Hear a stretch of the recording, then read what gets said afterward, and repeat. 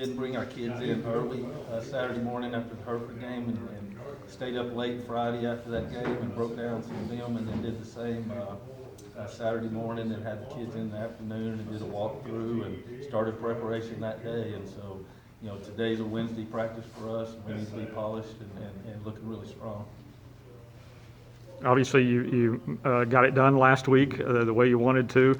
Give you some momentum heading into this week? Yeah, I thought we played really hard. Defensively, we played lights out again, and we're going to need to play that way this week against a really talented Hershey team. And then offensively, started off a little slow and then got hot, and it was really pleased with the way we threw and caught the football. Blake, you mentioned Hershey. They're 5-3. It's kind of like your district. It's a really talented district. Springtown, Decatur. It's a legit district beside you, but this team's fairly fast, is what I understand. And then they have a Division I defensive end named Chris Murray that's going to TCU. So, can you talk on the challenge? It's a huge challenge, and not only that defensive end that you talked about, Lance, but they have a defensive tackle that's equally as good, I think, and so athletic. And so we're going to have to really play well up front. And then, they've shown a couple of different looks. They've played some teams in zone. But against Decatur, they lined up man-to-man and got after them, so I feel like that's what we're going to have to see. And so we're going to have to protect well, get separation versus man-to-man, and play catch for sure.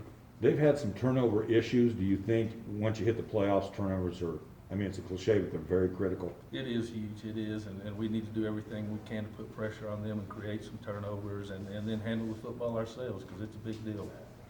After you lost to Dumas 2 weeks ago, and you kind of had to bounce back a little bit last week, if nothing else, you get some momentum going. Is that any as good a feeling as any you can take into this week? That last week you needed to play well, and you did what you needed to do, and that's the big thing, momentum-wise, you want to build with the kids on. Yeah, our kids couldn't wait to get back out on the field after the Dumas game, and you could tell they were excited, and I was proud of how hard they played, how focused they were. But the other thing that I was happy about is, gosh, we had some fun on the sideline and created some enthusiasm. And on offense, we played a lot looser. And if you're going to move the football in the playoffs and against good teams, you got to take shots. You got to use your special plays and get after people. We did that Friday, and I expect us to do it again this Thursday. Is it a fireable offense if the athletic director can't pick odd or even very well? Hey, the story was it was a dude at the chicken place in Snyder that picked it for us. I'm just kidding. Yeah.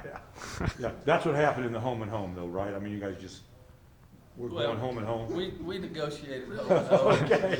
We did, Right. and they were hard. It was a hard negotiation. and y'all think that we're joking, but I'm talking to Toby. Toby does all my stuff. He does all these years, and so we asked the guy. He was getting chicken. He loves chicken, and he was asked the guy in the chicken line, "Hey, we're fixing to gamble on something odd or even." The guy said even. We said, let's go with it. So that's how we did it. Boy, I really don't like it. Yeah, we don't like him anymore. Coach, WT Heiston had to forfeit their playoff match with Post because of a COVID outbreak.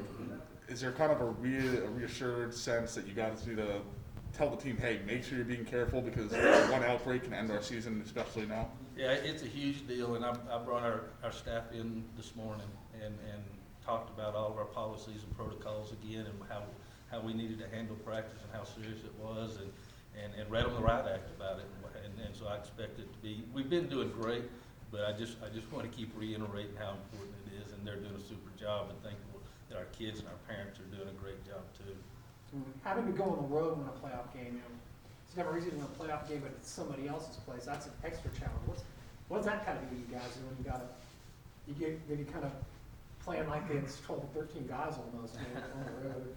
Well, it does present a challenge, but our kids traveled to Andrews, and we made some long trips in the last 2 or 3 years, and I know they'll handle it right, and I know they're focused, and I can tell you yesterday's practice was amazing. They were focused and energetic and enthusiastic, and I could tell that we're going to be ready to play Thursday. I don't care where it's at.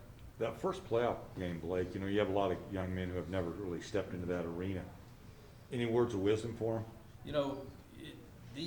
I think it's the toughest round to win because everybody believes they're coming out of the district, they have an opportunity, it's a new season. The big deal that I'm going to talk to us about is what I talked about last week, which is play hard, play with a lot of enthusiasm, and let's have fun. We work too stinking hard not to have fun.